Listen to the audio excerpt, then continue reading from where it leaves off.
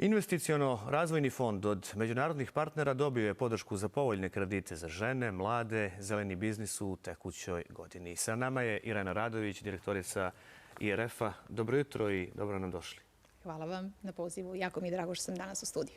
Evo, gospođo Radović, prije nego što pređemo na ovaj dio priče o povoljnim kreditima, o aktuelnostima u IRF-u, ne mogu da vas ne pitam za komentar gospođe Ines Mrdović iz Akcije za socijalnu pravdu, koja je maločas bila naša gošća i koja je iznijela određene sumnje u poslovanje IRF-a iz 2017. i 2019. kada vi niste bili na čelu investiciono-razvojnog fonda. Tiču se slučaja KAP Uniprom, po čijim riječima je tada IRF odobrio određene kredite bez valjane dokumentacije. Kakav je vaš komentar? Prije svega želim da kažem da je Ines Mrdović, Akcija za socijalnu pravdu, kao i druge nevladine organizacije, su zaista ciljeni partneri investiciono-razvojnog fonda. Od kako se ja nalazim na njegovom čelu unazad 2 godine, to je potpuno transparentna institucija, otvorena za saradnju i sa nevladinim organizacijama i sa medijima, i svaka informacija koja je dostupna nama i koja postoji u investiciono-razvojnom fondu je dostupna u cijelosti nevladinim organizacijama. Tako da ono što ste sami rekli, radi se o nalazima i komentarima koji se odnose na dešavanja 4 godine prije mog dolaska. Znači, radi se o aranžmanima koji su odobreni 2017. i 2019. godine. Moram reći da odgovaram za aktuelno poslovanje fonda i da ne bih komentarisala rad prethodnog menadžmenta. Tu postoje nadležni državni organi i naravno ukoliko postoji dodatni interes javnosti ili organa, investiciono-razvojni fond stoji na raspolaganju da da svu raspoloživu dokumentaciju. Željela bih se osvrnem još na jedan segment koji je vrlo interesantan, a u suštini radi se o prilično nedostatnoj percepciji investiciono-razvojnog fonda. Naime, investiciono-razvojni fond ne dobija podršku iz budžeta. Znači, mi se ne finansiramo iz crnogorskog budžeta, mi se finansiramo na način što pozajmljujemo od međunarodnih finansijskih institucija i takođe ne koristimo u ovoj fazi fondova Evropske unije. Tako da se mi ne kvalifikujemo kao davaoci državne pomoći. Onog momenta kada bi se pojavila neka subvencija od strane države ili bi se pojavila mogućnost korišćenja Evropskog fonda, naravno, mi bismo to uredno prijavili Agenciji za zaštitu konkurencije, ali povoljne stope investiciono-razvojnog fonda proističu iz toga što mi nismo profitno orijentisani. Znači, mi smo orijentisani na razvoj crnogorske privrede i na ostvarivanje poslovanja na minimalnoj profitnoj stopi kako bismo mogli da obezbedimo održivost fonda. Tako da želim da otklonim prosto tu lošu, odnosno mispercepciju ili miskoncepciju. Investiciono-razvojni fond nije davalac državne pomoći. Znači, mi funkcionišemo kao državna razvojna banka i u suštini to je put na koji smo već krenuli, kao što je i najavio ministar finansija početkom godine. Naravno, svi navodi koji su jutros iznešeni, kada sam u pitanju ja i aktuelni menadžment, moram reći da je za nas bitno da li su krediti koji su dati iskorišćeni namjenski, da li su investicije stavljene u funkciju. Kada su u pitanju oba kredita, znači krediti Unipromu iz 2017. i 2019. investicije su stavljene u funkciju, namjenska upotreba kredita je znači zadovoljena, ostvarano je zapošljavanje broja ljudi koji su naznačeni znači u kreditnoj aplikaciji i ono što je najbitnije, oba kredita se uredno vraćaju u skladu sa dogovorenim planom otplate. Tako da sve ostalo, naravno, na predmet interesovanja bilo koje strane biće uvijek stavljeno na uvid i dostupno za dalje postupanje. Pomenuli ste da ste 2 godine na čelu IRF-a, pa evo prilike da vas pitam sa kojim poslovnim rezultatom je IRF završio prošlu godinu, koliko je odobreno kredita, za koje privredne djelatnosti je negdje odobreno najviše kredita? Pa moram reći da sam bila jako ponosna prošle godine kada je investiciono-razvojni fond ostvario najbolji poslovni rezultat u posljednjoj deceniji. I moram da istaknem također da sam ponosna da ga je ostvario sa istim brojem ljudi koje sam zatekla. Dakle, institucija koja ima 3. najveći portfolio u državi, 4. je po kvalitetu aktive, znači krupan finansijski akter, sistemski finansijski akter u državi, sve to ostvaruje sa malim brojem ljudi, i naravno vodeći računa o održivosti i kvalitetu poslovanja crnogorske privrede. I kada je u pitanju ovogodišnji poslovni rezultat, naravno i dalje se sumiraju rezultati i konsoliduju bilansi, ali prema preliminarnim rezultatima naš će rezultat biti i bolji u odnosu na prošlu godinu i vjerujem da je to posebno vrijedno pažnje i poštovanje uvažavajući aktualne okolnosti, znači efekte pandemije, efekte rata u Ukrajini i sveukupnog ekonomskog, moram reći, i političkog konteksta u regionu i u Evropi. Tako da želim da također istaknem da u takvim okolnostima je Investicioni razvojni fond prošle godine plasirao 185 miliona eura, od čega dominantno 93% crnogorskim mikro, malim i srednjim preduzećima, dakle privredi, dok je 7% otišlo na javna preduzeća i na lokalne samouprave. I naravno naš prioritet i u suštini naš portfolio odslikava ono što je suština i struktura crnogorske ekonomije. A prioritet za neki naredni period jeste zaista da dodatno osnažimo ranjive kategorije, znači mlade žene, da budemo proaktivni jer već smo lider na tržištu, ali dodatno da se etabliramo u procesu ozelenjavanja i digitalizacije crnogorske ekonomije. I naravno da podržimo značajnije infrastrukturne projekte po opštinama. Ono što želim posebno da naglasim jeste da je ovo bila godina uspjeha za Investicioni razvojni fond, što nije samo moje kazivanje, već je prepoznato od strane naših domaćih i međunarodnih partnera. Znači, moram reći da je privreda prepoznala Investicioni razvojni fond i ove godine dobio je jubilarnu nagradu Unije poslodavaca za promociju mikro, malog i srednjeg biznisa i za promociju ženskog preduzetništva, gdje smo posebno ponosni na učinke koje smo ostvarili. I također dodijeljena mi je Legija časti, znači najveće francusko priznanje koje je po prvi put dodijeljeno u istoriji postojanja crnogorske države i na crnogorskoj teritoriji, nekom koji je crnogorski državljanin. I vjerujem da je prilikom dodjele u značajnoj mjeri i vrednovana uloga i vrijednosti i učinci cijelokupnog tima Investicionog razvojnog fonda na čijem sam čelu. I vjerujem da u suštini pred nama predstoje i neke zahtjevne i vrlo produktivne nove faze, nove etape i osnaživanje institucije kako bi mogle još snažnije da podrži crnogorsku privredu. Koja je bila prosječna odobrena kamata za kredite kada govorimo o prošloj godini? Koliko za privatni, koliko za javni sektor, gospođo Radović?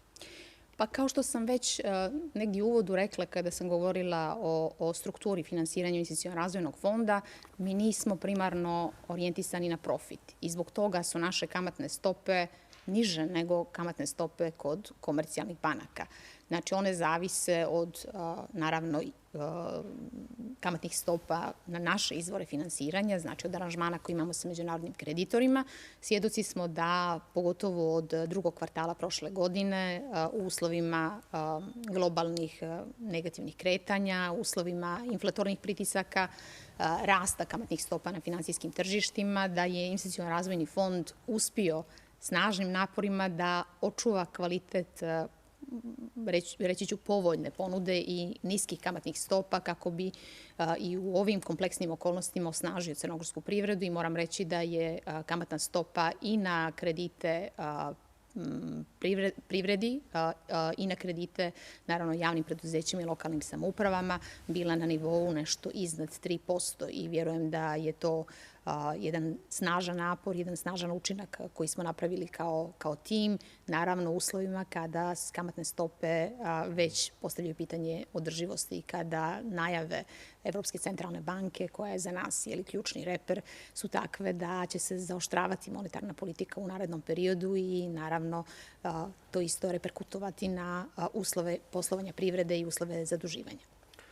Pomenuo sam u najavi da ste dobili podršku za povoljne kredite za žene, za mlade, zeleni biznis u tekućoj godini. Koliko planirate da odobrite kredite u ovoj godini i kako će zapravo IRF obezbijediti novac za dodjelu tih kredita?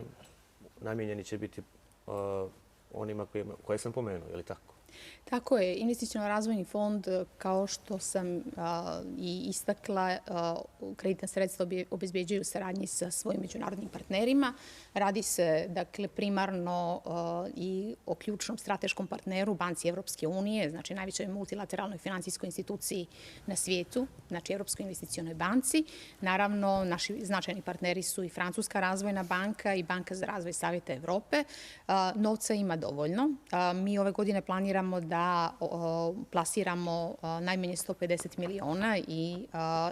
miliona eura sa akcentom na mikro, mala i srednja preduzeća, na takođe lokalne samouprave, infrastrukturne projekte, naravno uz snažan fokus na vulnerabilne grupe, znači na poljoprivrednike, na mlade, na žene, takođe uz vrlo snažnu zelenu i digitalnu komponentu za koju sam već naglasila da predstavlja jednu okosnicu i kada su u pitanju naše izvori finansiranja i kada je u pitanju znači, proces naše transformacije u narednom periodu. I ono što bih takođe željela da naglasim jeste da je Crna Gora, kao i ostale zemlje Zapadnog Balkana, u jednoj fazi kada postaju dostupna sredstva i kada postoje dostupna zapravo sredstva kroz Evropski ekonomski investicioni plan za Zapadni Balkan, koja se odnose na unapređenje infrastrukture, na osnaživanje svih projekata koji su vezani za zaštitu okoliša, za recimo izgradnju reciklažnih centara, kolektora, za sve ono što doprinosi smanjenju emisije ugljen-dioksida, znači svaka vrsta ulaganja u energetsku efikasnost, svaka vrsta ulaganja u obnovljive izvore energije, znači to će biti projekti koji će biti među našim ključnim prioritetima i u saradnji sa Ministarstvom finansija potrudit ćemo se da u narednom periodu snažnije stavimo fokus na crnogorske opštine, posebno na opštine na sjeveru. U principu iskoristit ću priliku da naglasim napore aktuelnog menadžmenta da se pojednostavi procedura i u saradnji sa Vladom Velike Britanije radimo na interaktivnoj platformi koja bi trebala da u narednim nedeljama postane dostupna, da naši korisnici ne moraju da dolaze u prvim etapama u Podgoricu, već da iz bilo kog dijela Crne Gore mogu ostaviti svoje podatke, znači provjeriti, efikasnije stupiti u kontakt sa našim referentima, imati dostupne apsolutno sve informacije koje su neophodne u početnim fazama i naravno u narednoj fazi koja je takođe jako bitna, naš cilj je da u aktuelnim okolnostima kod onih institucija gdje postoji kvalitetan digitalni pristup, odnosno digitalne baze podataka, da u saradnji sa Ministarstvom ekonomskog razvoja obezbijedimo takođe digitalan pristup za ono što je potrebno od dokumentacije, dakle od Poreske uprave, od Centralnog registra privrednog suda, dakle od svih onih uprave za imovinu i katastar, znači od svih onih organa koji imaju kvalitetno zaokružene baze podataka kako bismo olakšali kreditnu proceduru i ubrzali proces odlučivanja za naše privrednike. Gospođo Radović, da pomenemo i agendu ekonomskog osnaživanja žena, koliko se radilo od prve nacionalne konferencije za ekonomsko osnaživanje žena na kojoj je upravo pomenuta agenda i prvi put predstavljena. Pa želim da istaknem da je to jedan projekat na koji sam zaista posebno ponosna. Posebno sam ponosna jer vjerujem kada imate dobru viziju, kada imate kvalitetan i posvećen tim i kada ideje zaista sprovedete u realnost, a mi smo to učinili kroz prepolovljavanje naših kamatnih stopa za projekte ženskog biznisa, da zaista i postignete rezultate. I mi ove godine, kada sumiramo naše rezultate u smislu direktnog kreditiranja, imamo 19,5 miliona u odnosu na 9 miliona odobrenih prošle godine. Znači, to je jedan rast rast koji praktično više nego udvostručio plasmane prema ženskom biznisu. I naravno, ovo je samo dio plasmana i dio aktivnosti investicionog razvojnog fonda. Mi smo prošle godine i ove godine radili vrlo intenzivnu kampanju osnaživanja ženskog preduzetništva. Kada je u pitanju agenda, negdje sa stanovišta toga što su zahtjevi međunarodnih kreditora i naših međunarodnih partnera prema nama i način na koji mi mijenjamo našu instituciju, trudimo se da te iste standarde prenesemo na naše klijente, jer je to takođe dio našeg zahtjeva i u tom kontekstu radimo na pripremi i već realizaciji čak i 3 zakonska rješenja u partnerstvu sa kancelarijom, odnosno sa Odborom za rodnu ravnopravnost Crnogorske skupštine, sa Centrom za ženska prava, sa drugim predstavnicima i eminentnih pravnika i relevantnih međunarodnih organizacija. I već smo prošle godine, znači u decembru mjesecu, i imala sam na tu temu zaista vrlo intenzivnu komunikaciju sa ministrom Đurovićem, predali u proceduru amandmane na Zakon o privrednim društvima kojim će biti preslikana nova direktiva Europske unije gdje će se voditi računa da žene postanu značajniji akteri, odnosno da manje zastupljeni pol bude zastupljen na nivou do 40% u upravnim odborima crnogorskih kompanija koje broje više od 250 zaposlenih i naravno da nivo izvršnih direktora bude na nivou 33%. Radi se o direktivi Evropske unije koja se odnosi na odbore direktora i menadžment velikih preduzeća, odnosno preduzeća koja su preko 250 zaposlenih i vjerujemo da upravo to zalaganje i transpozicija te direktive u crnogorsko zakonodavstvo će u značajnoj mjeri doprinijeti znači i ekonomskom rastu i razvoju Crne Gore, jer naravno sva raspoloživa i dostupna istraživanja i u Crnoj Gori i globalno pokazuju da kada se ženama da prilika da aktivno ili podjednako učestvuju u ekonomiji na pozicijama ekonomskog odlučivanja, da rastu prihodi, raste profitabilnost, rastu poreski prihodi vlade i da se značajnije i brže razvija cijela ekonomija.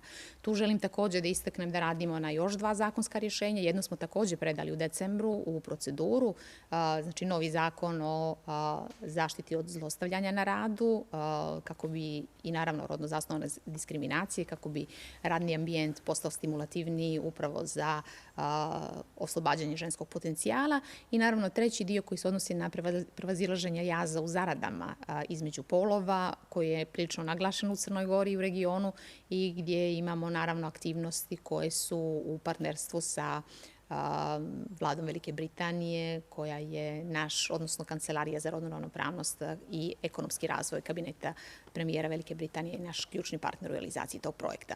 Tako da vjerujem da je agenda već zaživjela u smislu učinaka i bit će nam zaista zadovoljstvo da godinu dana nakon usvajanja, znači u martu ove godine, sumiramo rezultate i napravimo projekcije za nastavak. Što se događa sa slučajem Abu Dhabi? Koliko su sada ukupni dugovi firmi i kada dospijevaju obaveze države Crne Gore za vraćanje kredita Abu Dhabi fondu? To je jedna kompleksna problematika i možda ja nisam najbolja adresa za takvo pitanje jer se radi o kreditima koje je iz zajma Abu Dhabi fonda odobrilo Ministarstvo poljoprivrede svojim krajnjim korisnicima i po tom osnovu iz tih kreditnih sredstava Ministarstvo poljoprivrede i ruralnog razvoja 2015. godine potpisalo ugovore. Danas imamo situaciju da je u ovoj fazi dospjelo već 3 miliona obaveza, da je raskinut značajan broj ugovora zbog neplaćanja, da korisnici poput Vektre Jakić Pljevlja, IM Gradine iz Rožaja, Ekoper Šavnik, HM Durmitor, Milkraft Leće Bjelopolje, znači u suštini ne izvršavaju svoje obaveze prema državi i naravno kao rezultat država nije u stanju da uredno servisira obaveze. Naravno, ukupan dug dospijeva u decembru 2031. godine i trenutno je, znači, po raskinutim ugovorima ukupan dug 21,7 miliona dolara. Ono što bih željela da naglasim jeste da pored ovih raskinutih ugovora država Crna Gora, odnosno Ministarstvo poljoprivrede, ima i korisnike kredita poput mesne industrije Goranović koja uredno servisira svoj dug. Tako da je moje očekivanje da u narednom periodu, kako već imamo najave državnih organa i pravosudnih organa o postupanju u ovom predmetu, moje očekivanje je da će korisnici kredita pojačati svoju odgovornost prema državi i ući u proces u nove aranžmane, odnosno u proces vraćanja kredita prema Ministarstvu poljoprivrede, a da ćemo naravno voditi računa da se takve situacije u budućnosti ne ponove. Gospođo Radović, hvala na izdvojenom vremenu za Dobro jutro Crna Gora. Hvala vama na pozivu, bilo je zadovoljstvo.